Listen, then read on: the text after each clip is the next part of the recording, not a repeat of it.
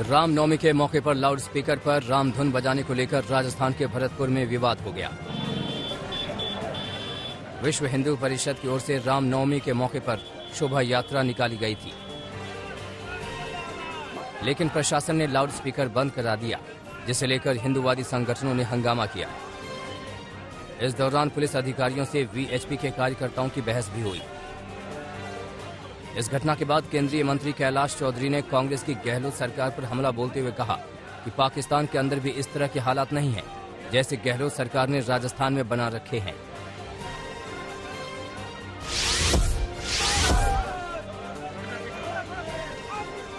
करौली हिंसा के बहाने राजस्थान के मुख्यमंत्री अशोक गहलोत ने एक बार फिर बीजेपी पर हमला बोला। अशोक गहलोत ने कहा कि बीजेपी सांप्रदायिक हिंसा फैलाकर सत्ता में आना चाहती है। इसके लिए बीजेपी ने अपनी पार्टी के नेताओं को निर्देश भी दिया है कि राजस्थान में कुछ करो। करौली से बीजेपी नेताओं ने इसकी शुरुआत कर दी है। राजस्थान में जो इतना शानदार बजट पेश किया, हर वर्ग खुश है। मैंने अपने जीवन में कभी नहीं देखा तो बजट के बाद में इस प्रकार का कुछ बजट का स्वागत हो रहा हो। हर जगह हमारे जितने एमएलए जा रहे हैं, हमारे प्रदेश अध्यक्ष जाते हैं, मैं जा रहा हूँ, तो सब जगह उसको लेकर वेलकम हो रहा है। ये पहली बार हो रहा है। उससे घबरा करके बीजेपी ने तय किया है राजस्थान में आग कैसे लगा। आग की शुरुआत कर दी करौली के अंदर। इंस्ट्रक्शन दिए गए बाकायदा नेताओं को कि आप कुछ करो वहाँ पर, वरना सरकार नहीं बनेगी हमारी। तो आप बता दीजिए ये कहाँ का लोकतंत्र है? चुनाव जीतना एक बात है।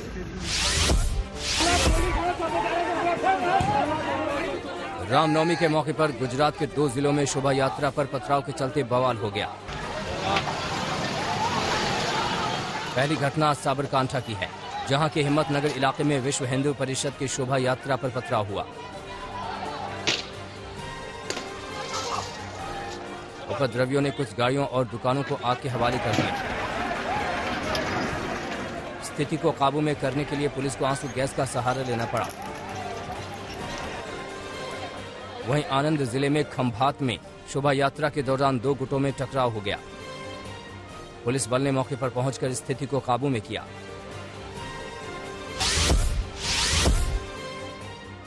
महाराष्ट्र में लाउड स्पीकर पर अजान को लेकर विवाद थमने का नाम नहीं ले रहा है। राज ठाकरे की महाराष्ट्र नवनिर्माण सेना के कार्यकर्ताओं ने रामनवमी के मौके पर मुंबई में शिवसेना भवन के बाहर लाउड स्पीकर लगाकर हनुमान चालीसा बजाया। हालांकि कुछ ही देर बाद पुलिस शिवसेना भवन पहुंची और इसे बंद करवा दिया। पुलिस ने उस गाड़ी को भी जब्त कर लिया जिस पर लाउड स्पीकर लगाकर हनुमान चालीसा का पाठ पढ़ा जा रहा था।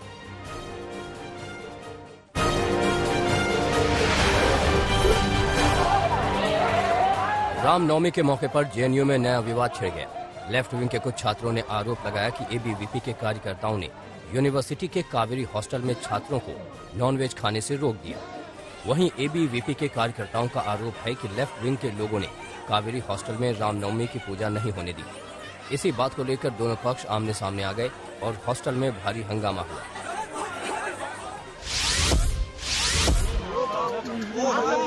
हंगामे के बाद जेएनयू कैंपस में दोनों तरफ से विरोध मार्च किया गया। लेफ्ट विंग ने आरोप लगाया कि एबीवीपी के हमले में कई छात्र जख्मी हुए। लेफ्ट विंग के छात्र मार्च करते हुए थाना पहुंचे और पुलिस से आरोपी छात्रों के खिलाफ कार्रवाई की मांग की।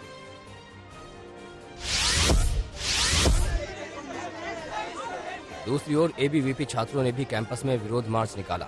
देर रात बड़ी संख्या में छात्र सड़क पर उतरे और लेफ्ट विंग के छात्रों के खिलाफ नारेबाजी की। एबीवीपी का कहना था कि लेफ्ट विंग के छात्रों ने हॉस्टल में रहने वाले उन छात्रों पर हमला किया जो रामनवमी के मौके पर पूजा में शामिल थे।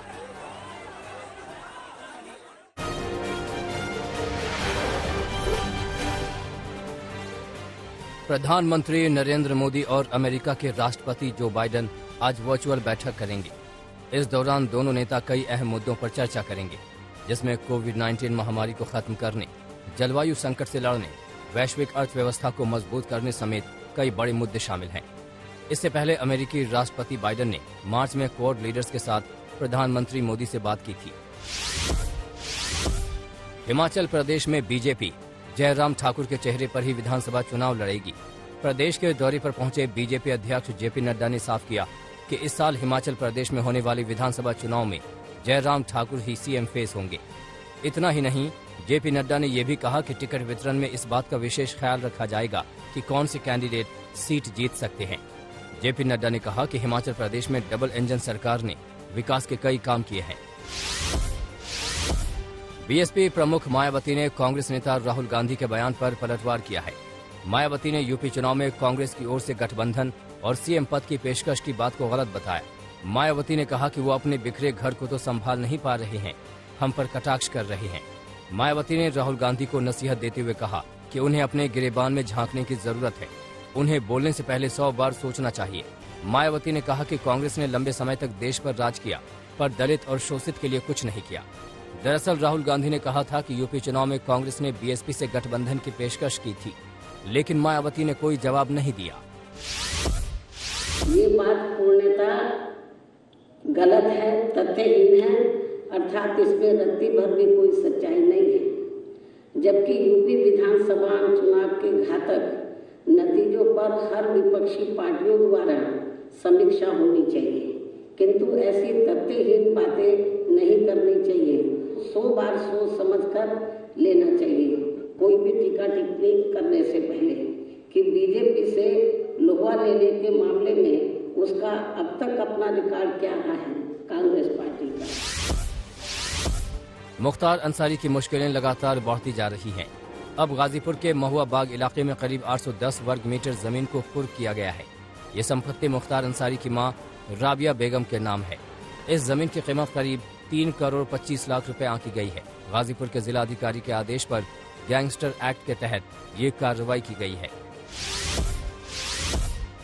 आंध्र प्रदेश की कैबिनेट में बड़ा फेरबदल हो रहा है। जगन मोहन रेड्डी सरकार में बनाए जा रहे 25 नए मंत्रियों में से 17 SC, ST, पिछड़ा वर्ग और अल्पसंख्यक समुदाय से होंगे। इस कदम को जगन मोहन रेड्डी के साल 2024 में होने वाले विधानसभा चुनाव की तैयारियों से जोड़कर देखा जा रहा है। 2019 में मुख्यमंत्री बनने वाले जगन मोहन रेड्डी ने वादा किया था कि 2.5 साल बाद अपने मंत्रिमंडल में बदलाव करेंगे और अपने मंत्रिमंडल के कम से कम आधे मंत्रियों को बदल देंगे। इसे लेकर मौजूदा सरकार के 24 मंत्रियों ने राज्यपाल को अपना इस्तीफा सौंप दिया था।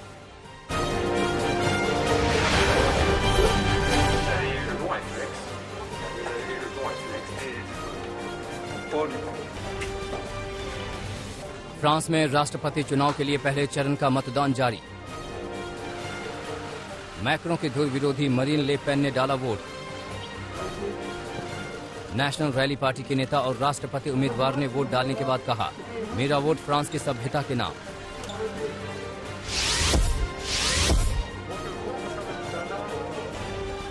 इजरायल के पीएम नेफ्ताली बेनेट ने वेस्ट बैंक में फिलिस्तीनी हमलों के खिलाफ बड़ी कार्रवाई का दिया आदेश। इजरायल के रक्षा सैनिकों को कार्रवाई के लिए दी पूरी छूट। शनिवार को 100 से अधिक फिलिस्तीनियों ने वेस्ट बैंक में यहूदियों के पवित्र श्राइन पर की तोड़फोड़। रमजान की शुरुआत से ही वेस्ट बैंक में दोनों देशों में जारी है हिंसा और तनाव। साउथ कोरिया से आई चौंकाने वाली कोरोना रिपोर्ट। देश के 18,87,000 बच्चे कोरोना की चपेट में। 9 साल से कम उम्र के 50% बच्चे कोरोना संक्रमित। साउथ कोरिया में तेजी से पैर पसार रहा कोरोना।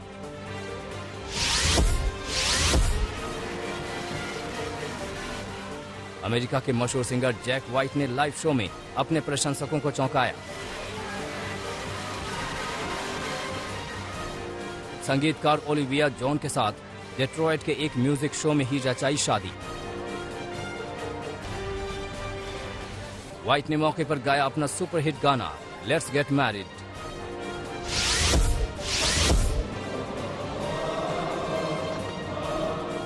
इजरायल की राजधानी यरूशलेम में पाम संडे पर पारंपरिक उत्सवों को धूमधाम से मनाया गया।